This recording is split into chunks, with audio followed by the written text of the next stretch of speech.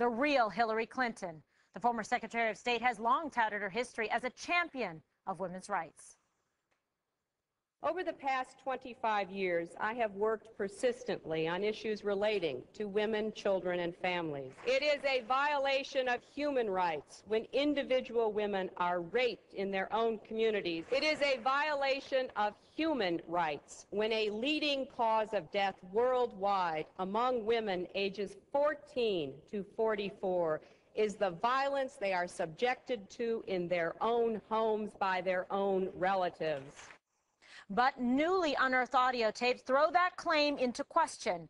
They're of Clinton in the 1980s discussing a case she took on as a young lawyer in Arkansas, the one in which she represented a man accused of raping a 12-year-old girl.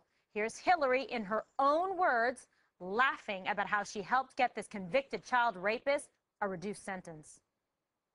The case where I represented that guy, it was a fascinating case. It was really an interesting case. This guy was accused of raping a 12-year-old. Of course, he claimed that he did all this stuff. He took a lie detector test. I had to polygraph, which he passed, which forever destroyed my faith in polygraphs. How did it turn out? Oh, he plea bargained. We got him off. It was time served in the county jail. He'd been in the county jail about 2 months. The 12-year-old victim is now 52, and she claims Clinton went to great lengths to discredit her and, quote, took her through hell. Dana is a former prosecutor handling rape cases, child abuse, sexual assault cases. These are some of the most egregious and violent crimes that can be committed against women and children. Hillary Clinton made a choice. She was not a public defender. She took this on as private counsel and elected to represent a man and get a reduced sentence for someone who raped a child. How does this sit well with the message she's trying to communicate that she's for women and this is something she's passionate about? Well, I think that most women that support her are inclined to do so ferociously, and they are very loyal to her, and they will find some sort of way to rationalize this in their minds. They might say, well, she was just being a good lawyer. I don't know what they'll be able to say about it. One of the reasons this is happening is that Hillary Clinton is trying to have it both ways for almost too long. This actually has been known for some time, but it had been repressed by other news organizations. The Washington Free Beacon's Alana Goodwin finds the tape, she does the reporting, she puts it out there, and then what happens yesterday? The University of Arkansas bans the Washington Free Beacon from coming back because they forgot to fill out a certain form that they needed to fill out.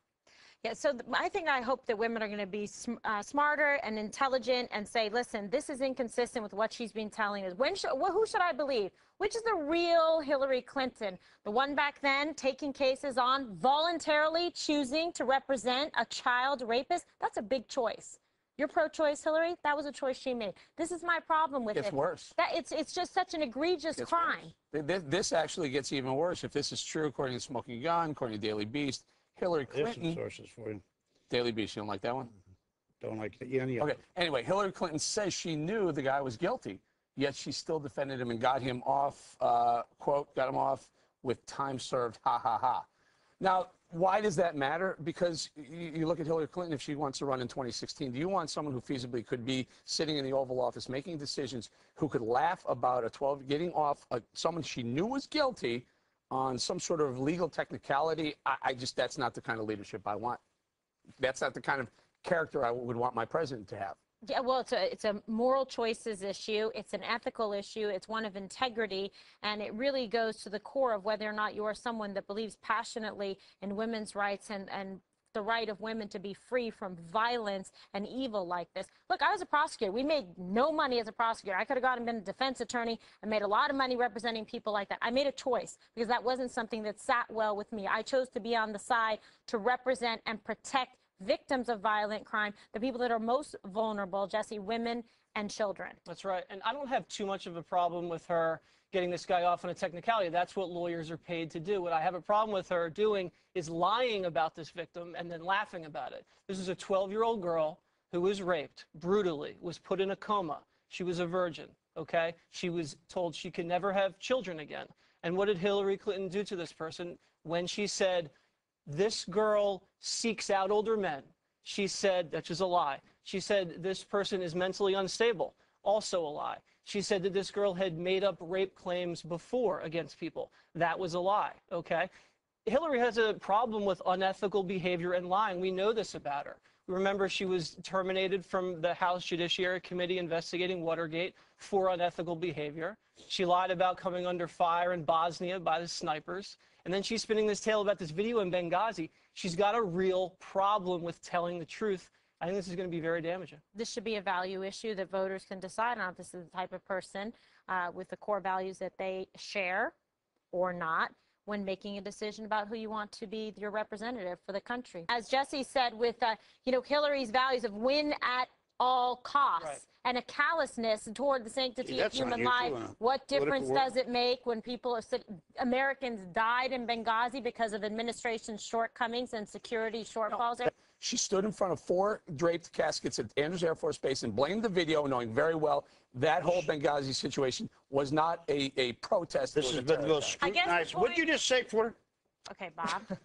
Bob, let's focus on this, the issue at hand here, because the whole platform that has been very strongly put forward by the Democratic Party and the left is, oh, the war on women, that the Republicans are committing a war on women. Is she the right choice? Is this a person with the right values? Is this a person that's 26 years of age? She was not a child, but she did traumatize a child. To this day, the woman is upset about the way she was treated, victimized by Hillary Clinton. And she might not have been mentally unstable at the time, but you can bet being put on the stand like that and being forced to read these things about yourself, that somehow you are to blame, you are deserving of a rape, you are deserving of crimes of violence committed against you, is so far afield, so offensive. She has problems. The interview is from somewhere between 1983 and 1987, so she wasn't 26 when she did the interview. Correct. And I think that her recollection of it is something, I guess, that is worth pointing out as well. I also don't think she has been the most scrutinized. Well, I think it's obvious. This has been out there, but the media protects her. If you read the Washington Free Beacon's Matthew Continetti today, with Glenn Thrush, now Politico, when he was at the New York Daily News, was going to put this forward, and the editors, he said, buried it because they didn't want to hurt the cause. And it actually ends up hurting the Democrats in the long run when the media continues to try to protect them.